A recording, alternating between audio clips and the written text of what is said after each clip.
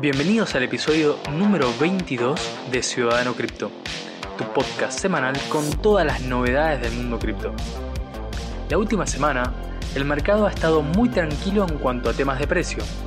Bitcoin sigue rondando los $20.000 y el precio de ETH ha llegado a posicionarse por debajo de los $1.300, aunque al día de hoy se encuentra un poco más cercano a los 1.400.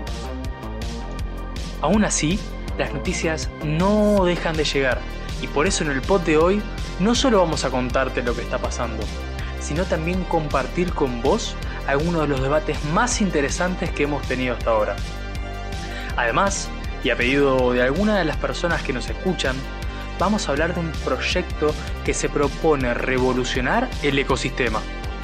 Estamos hablando de Proof of Humanity y de los tokens UBI. Basta de adelanto. Basta de dar vueltas. Empezamos el podcast, empezamos Ciudadano Cripto.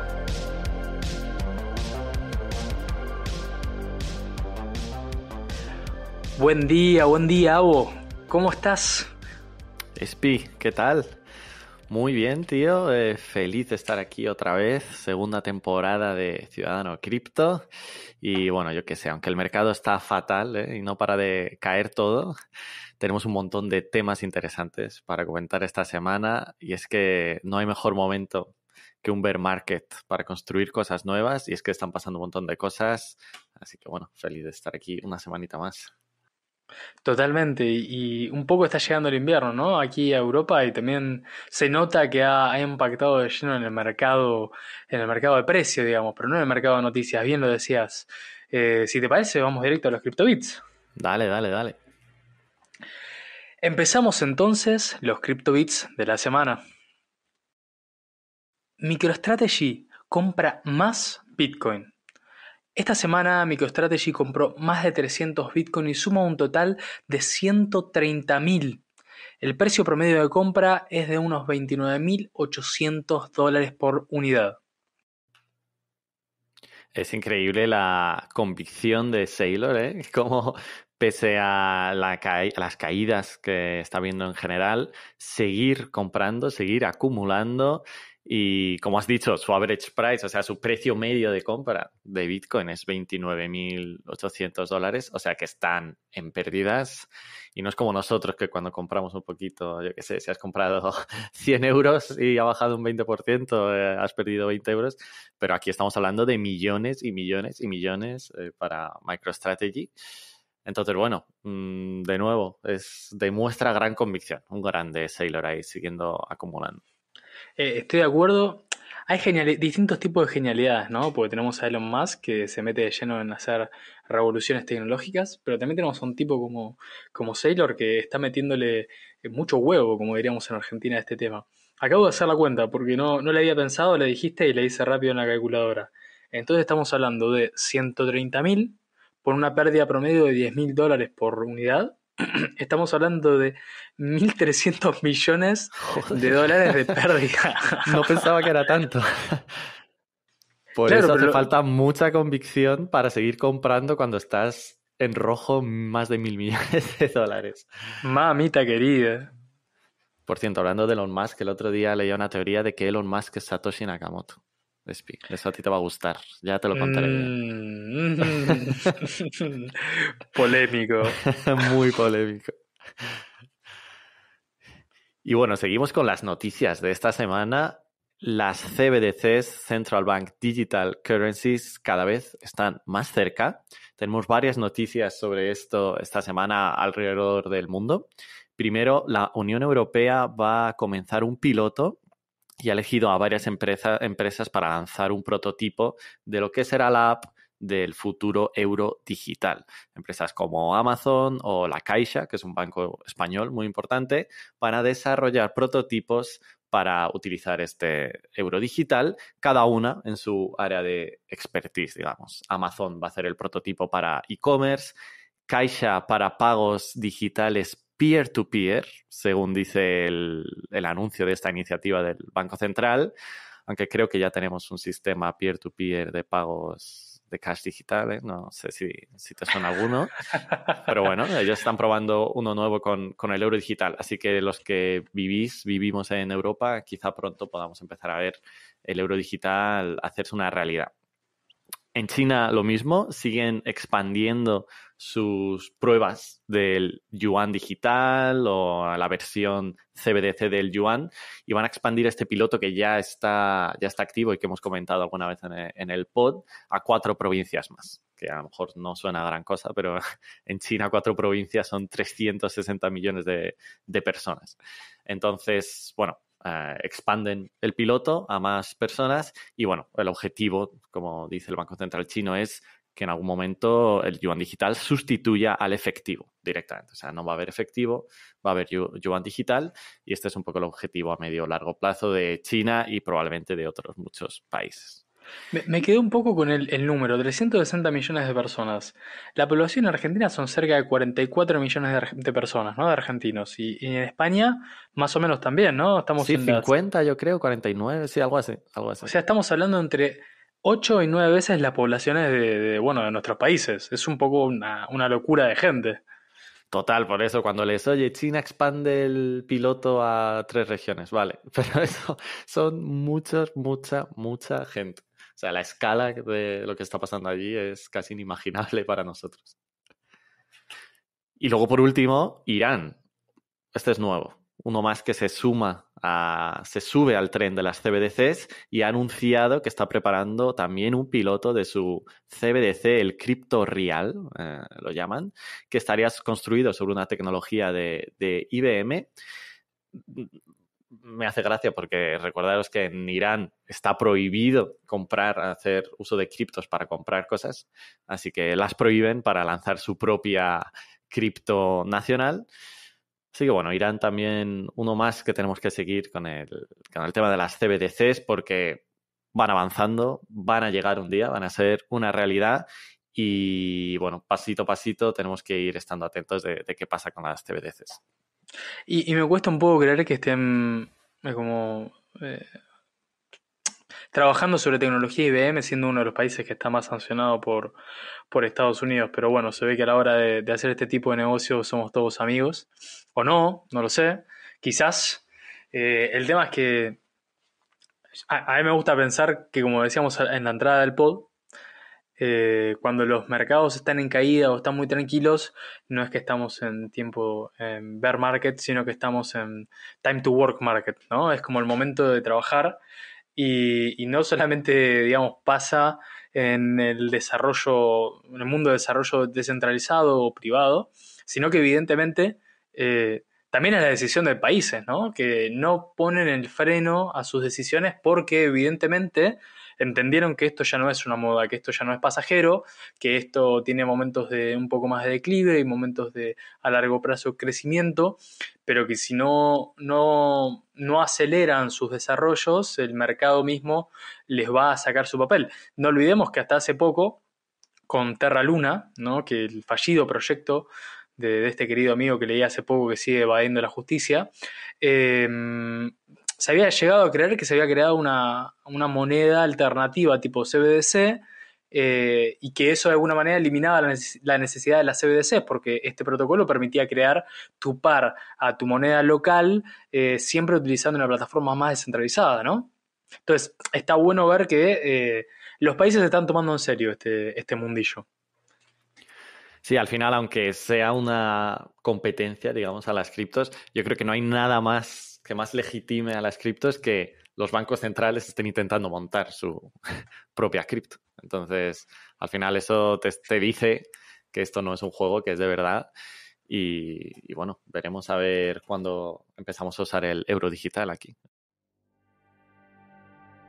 Colorado, el estado de Colorado en Estados Unidos, ya acepta pago de impuestos en cripto. Es cierto, se aceptan a través del centro de criptomonedas de PayPal, con tarifas de $1 más el 1,83% del importe de pago, es decir, una locura podría llegar a ser de comisión para este sistema que busca justamente como evitar al intermediario, pero bueno, lo empezaron a aceptar. Digamos, los pagos se aceptan solo desde cuentas personales y con una sola criptomoneda, es decir, vos no podías pagar una parte de un impuesto en ETH, otra parte en Bitcoin y otra parte en Solana, y las empresas aún no pueden aprovechar esta oportunidad. Lo que sí tiene de bueno es que los pagos se hacen efectivos en el mismo día en el que se inician. Aunque la transferencia tarde 3 a 5 días, desde ese momento los pagos quedan como confirmados y finalmente el Estado lo que hace con ese dinero no es quedarse con la criptomoneda que recibe, sino inyectarla y venderla en el mercado. Es decir, están actuando como una suerte de intermediario en la venta. En lugar de que vos vayas a tu exchange, vendas las criptos, te hagas con el efectivo y luego pagues el impuesto, simplemente dicen, vos dame las criptos que yo me encargo del proceso de venta y me hago con el efectivo o fiat que quiero. Vos simplemente dame la cripto. Están intentando reducir ese paso. Es bueno porque empieza a haber una iniciativa por aceptarlo. Es malo porque quizás no es que el Estado está aprovechando la oportunidad de hacer o acumular, sino que simplemente está cambiando el proceso del pase de manos de esa cripto. ¿Y sabes, Espi, qué criptos están aceptando? ¿Son todas o tipo las principales? No sé si Creo que si era eso está claro. el top 3, ¿no? Que estábamos ahí con Bitcoin, Ethereum y Solana no era otra. Lo buscamos en un ratito y lo Vale, podemos comentar. Pero bueno, seguro que las dos principales sí, y había una claro. tercera que no recuerdo cuál era. Para mí, esto es súper importante, este tipo de noticias, porque creo que viendo lo que está pasando en otros países y que comentábamos de las CBDCs en Europa, China, etcétera, creo que Estados Unidos ahora mismo es de los que podría empezar a implementar cripto de una manera más amigable. O sea, que ver a estados, y además más vendrá de los estados, no del gobierno federal. Ver a estados de Estados Unidos avanzar en esa dirección creo que es muy, muy importante, porque al final lo que haga Estados Unidos es un ejemplo para otros muchos lugares. Así que bueno, oye, genial que avancen en esa dirección. Aunque lo de hacerlo con PayPal es un Sí, poco... es muy entramado, hay un entramado raro ahí, ¿viste? Ya empieza a haber peajes, como decimos, Está porque justo, exactamente. no hace falta un PayPal en el medio, o podría fácilmente quitárselo del medio, ¿no? Tendrías que, entiendo que lo hacen, como dices, para que haya sea una cuenta de una persona y que una dirección de una cripto al final puede ser de quien sea, a no ser que pudieras verificar la identidad, que a lo mejor hablamos luego un poco de ese tema. Me lo sacaste de la boca. Y el último CryptoBit de esta semana vamos a analizar un poquito Ethereum tras el merge que está pasando y sobre todo nos parecía interesante el tema de la inflación, de la deflación en Ethereum, porque se hablaba mucho de que después del merge, después del paso a Proof of Stake, Ethereum se iba a volver deflacionario, pero por ahora lo que estamos viendo hasta el día de hoy, estamos a 25 de septiembre, es que sigue habiendo inflación en Ethereum, sigue subiendo el supply de Ethereum y vamos a contar un poquito por qué.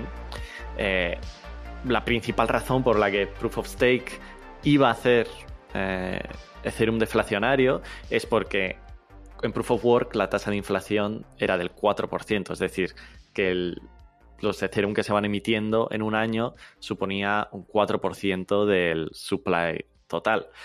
Con Proof of Stake eso cae al 0,5%, es decir, se siguen imprimiendo o creando nuevos Ether, pero mucho menos que con Proof of Work, y eso sumado al famoso burn o a la famosa quema de las comisiones de cada operación que se hace en Ethereum debería llevar a deflación, ¿no? Se emiten menos, se queman las comisiones, entonces debería llevar a deflación.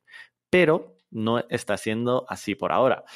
Sí que ha bajado mucho la emisión. Si miráis los datos, se está emitiendo mucho menos Ether que en Proof of Work, o sea que eso está funcionando correctamente, pero el tema es que no se está quemando suficiente Ether por ahora para hacer esa inflación negativa, entonces, por tanto, deflación. Y básicamente esto es porque ahora mismo los gas fees están muy bajos, hay muy poca congestión en la red, hay mucha menos actividad en la red que había a lo mejor hace un año con el DeFi Summer, el momento de locura de los NFTs cuando estaba todo ese mercado arribísima. Las gas fees eran mucho más altas y si tuviéramos los gas fees ahora que teníamos entonces sí que habría deflación. pero ahora mismo no, ahora mismo la actividad es mucho más baja. Entonces, bueno, cuando volvamos, si es que volvemos a esos niveles de actividad más altos en la red de Ethereum, sí que veremos deflación. Por ahora no lo vamos a ver. Yo un poco lo que me preguntaba, porque no había seguido tan de cerca esta parte, si había ido mucha promoción de esta potencial deflación luego del merge. ¿Vos estás al tanto? ¿Si había habido mucha promoción en ese sentido? Yo, a menos es que a mí me interesa, sigo mucho a gente que habla pues, de tokenomics a nivel de inversión, ¿no? Ethereum, y entonces para ese sector la deflación era muy importante y yo creo que mucha gente que hablaba de Ethereum como inversión sí que se hablaba muchísimo de la deflación. La deflación hay que comprar porque se va a hacer deflacionario y va a subir el precio. Entonces, yo creo que en ese círculo, ¿no? Más de inversión o incluso de trading, sí que lo de la deflación era como un tema clave, yo creo, del merge. Sabés que estoy sonriendo porque nosotros tenemos la cámara, pero bueno, me pone un poco contento porque yo la semana pasada, en el que hablábamos de Merge, que se los recomiendo, vuelvan a escucharlo si tienen alguna duda y si no lo han escuchado aprovechen, porque fue otro debate también muy interesante el que tuvimos. Nada, a mí un poco digo, todas estas medidas que se toman con el objetivo de generar deflación y que eso es un incentivo para aumentar la inversión, es un poco divertido ver que lamentablemente para los que lo apoyan y afortunadamente para los que tenemos digamos alguna crítica, sigue pasando esto, ¿no? Que el mercado se sigue comiendo todas estas propuestas que buscan apalancar Ethereum a base de cambiar los tokenomics de manera que quieren impulsar el precio a toda costa, que es a veces la sensación que me genera, lo decía la semana pasada. Por otra parte, me pregunto, porque no lo he seguido tanto esta semana, ¿por qué estaba a la baja Ethereum? Porque la propuesta, el escenario... el otro día lo leía a Nicolás Bourbon, un bitcoiner que igual está muy metido en todo el ecosistema cripto. Se los recomiendo también para seguirlo en Twitter y en algún momento lo vamos a traer al programa, ya hemos tenido alguna charla con él. Él decía, yo planifiqué que momento post-merge había armado escenarios de suba y había armado escenarios de baja. Cualquiera de los dos escenarios los tenía preparados. Lo que no tenía preparado era que luego del merge el precio se mantuviera estable por un par de días. Y mucho menos que un par de días después, ahí fuera cuando empezara la baja, porque de vuelta estuvo en 1.250, 1.280 euros por unidad. No termino de entender qué está pasando ahí. Mi explicación que diría yo es que, como quizás sabéis, cada vez más, o al menos en los últimos meses, las criptos están correlacionadas con el índice, con la bolsa, con el Standard & Poor's o con el Nasdaq. La correlación es muy, muy fuerte ahora mismo. O sea, me refiero, si baja el Nasdaq, baja Bitcoin, baja Ethereum, baja lo demás. Y básicamente lo que está pasando y por lo que ha caído es que está siguiendo a las acciones y a la bolsa norteamericana. Si comparas el gráfico de Ethereum con el Standard & Poor's 500 de Estados Unidos, van iguales. O sea, es que van juntos. Entonces yo creo que ahí el merge no está siendo tanto el factor, sino como que está cayendo el mercado en general, está cayendo la bolsa en general y Ethereum, Bitcoin ahora mismo están siguiendo esa tendencia. Pero Bitcoin igual lo veo un poco más resistente, porque la semana no llegó a romper 17.000 hasta donde lo seguí. Estuvo siempre arriba de 18.500 y hoy por hoy está prácticamente en 20. Bueno, no sé. Me gusta creer que Bitcoin es un poco más resistente, pero también puedo caer en el sesgo de SPBTC natural que tengo. Y aprovechando que ya estamos mencionándolo una y otra vez, un CryptoBit más que quería compartirles es que nunca hubo tantos hodlers con una unidad de Bitcoin como ahora. Hace unos días se dio un pico máximo de 900.000 wallets con un balance mayor o igual a un BTC. Es decir, wallets que pueden tener desde un Bitcoin hasta 50, 100, 1500. Y esto yo creo que es típico de un bear market, ¿no? Cuando cae el precio es el momento de acumular. Los grandes comienzan a acumular y los pequeños venden. Cuando el precio de Bitcoin sube mucho, se ve mucho cómo las pequeñas wallets crecen en número muchísimo, es decir, los retail empiezan a comprar por el FOMO y el hype.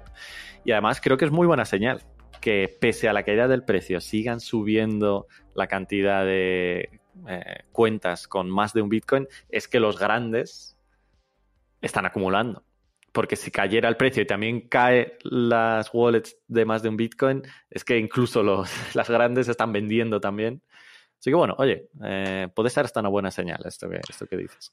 Yo ahí igual te debato un poquito, porque pienso que son wallets en su mayoría que están llegando por primera vez a un Bitcoin, es decir, a hoy por hoy $20.000. Y $20.000 no sé si son necesariamente los más grandes. Creo que por el contrario lo que está pasando es una oportunidad de como baja el precio.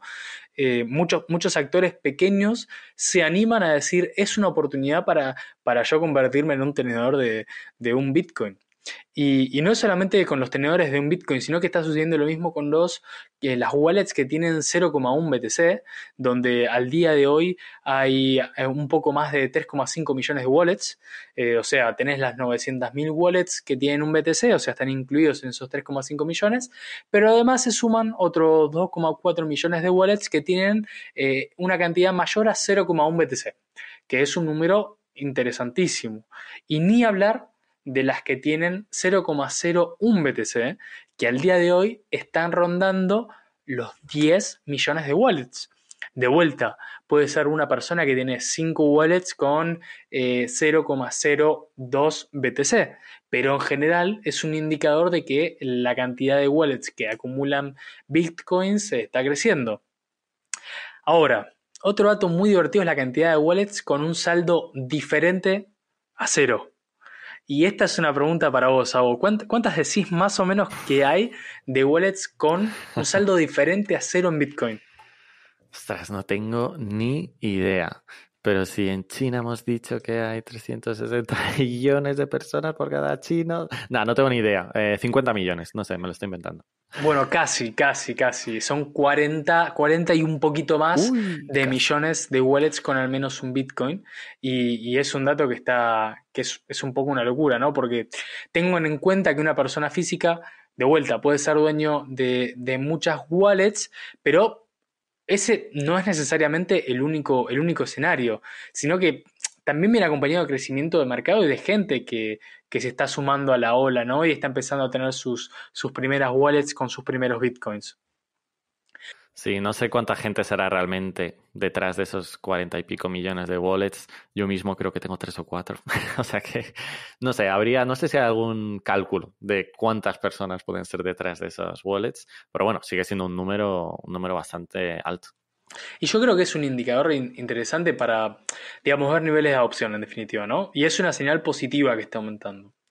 También es una señal positiva de que los bitcoins de alguna manera se están distribuyendo, que una crítica que hacemos típicamente a otros sistemas es por la forma en la cual se crea la criptomoneda, ya sea POS o algún sistema similar, ya sea el de Solana, el de ETH, etcétera. Naturalmente el tenedor o el que se está haciendo con estos nuevos tokens no tiene una necesidad de emitirlo, de venderlo, ¿no? Y eso inevitablemente va llevando un poco a la concentración. Y en cambio acá en Bitcoin, la venta para cubrir costos de minería, yo creo que es algo que está impulsando obligadamente a nuevas personas a vender esos bitcoins y obviamente le da la oportunidad a otras personas de hacerse con esos bitcoins y aumentar la base de personas en el ecosistema. Además, vamos a suponer que son 40 millones de wallets, un número redondo, y que esas 40 millones de wallets cada una es de una persona, ¿no? Es un número máximo. Vamos a su vez a calcular la población del mundo. La población del mundo, haciendo cuentas como hacía Abo, me da 7,9 mil millones de personas. Estamos hablando de que si respetamos esta relación de una wallet por persona y esta cantidad de población mundial, hay una adopción total de un 5%, es decir, solo un 5% de la población mundial tiene Bitcoin. Es una locura. Es una Sí, locura es lo que que es estamos muy hablando. bajo todavía, es muy temprano, si lo piensas. Es muy, muy temprano. Veía una comparación de la adopción de Internet y la adopción de las criptos. Con estos cálculos que hacías, estaríamos ahora mismo en el momento en el que se fundaban Google, se fundaba Amazon, digamos, en esa línea temporal. O sea que estamos empezando en estos niveles de adopción que comentas. Si algún día llegamos a los niveles de, por ejemplo, otras tecnologías como Internet, es que vamos, yo creo que es todavía temprano para estar aquí en este mundo y queda muchísimo por crecer. Por crecer, por crear. Hay mucho por hacer realmente. Igual esto también tiene un lado negativo, ¿eh? Yo hago una de cal y una de arena, como se dice. No sé si es un dicho de acá español que también Sí, se sí, sí, dice. Ah, total. bueno, menos mal. Pero si hacemos un análisis un poco más negativo de la situación, hay que ser claros. Solamente un 2,25% del total de tenedores de Bitcoin tienen más que uno. Es decir, los que más Bitcoin tienen son muy poquitas personas en comparación con el total de gente que está en el mercado. Incluso aunque cada vez haya más personas con un Bitcoin, obviamente esto va acompañado con cada vez más personas que tienen al menos un poquito de Bitcoin y la base se sigue ampliando. Y eso sigue inevitablemente llevando a una suerte de concentración que hay con respecto a la tenencia. No sé, es un tema para discutir, hay un camino ahí interesante por recorrer, pero una de cal, una de arena. Sí, a ver, hay que hacer lo posible por intentar eh, reducir, ¿no? Esa desigualdad, pero al final yo soy un gran creyente en el principio de Pareto, la ley de Pareto, que para los que no la conozcan dice que el 80% de las acciones, o sea, perdón, el 20% de las cosas al final son responsables de un 80% de los resultados y que se aplica también a la economía y a otros muchos áreas de que al final el 20% más top va a acumular una gran parte, pues ya sea o de los recursos, o del dinero, o del poder, etcétera. Creo que eso es medio inevitable. Tendremos que, obviamente, trabajar para reducir eso al máximo posible, pero bueno, es que lo vemos en todas las áreas de la vida. Vos me estás queriendo decir que 20% de la población va a acumular la mayor parte, pero yo a la vez dije que solo el 5% de la población está metida en esto. A mí me parece que es una invitación a todos los que nos escuchan para seguir involucrándose y formar parte de este primer 20%, ¿no? Digo, hay una oportunidad clara, combinado la ley de Pareto y la ley de ESPI, como que haces un match y te da un buen porcentaje. Es un buen incentivo para que está del otro lado decir, bueno, yo quiero formar parte de ese 20%.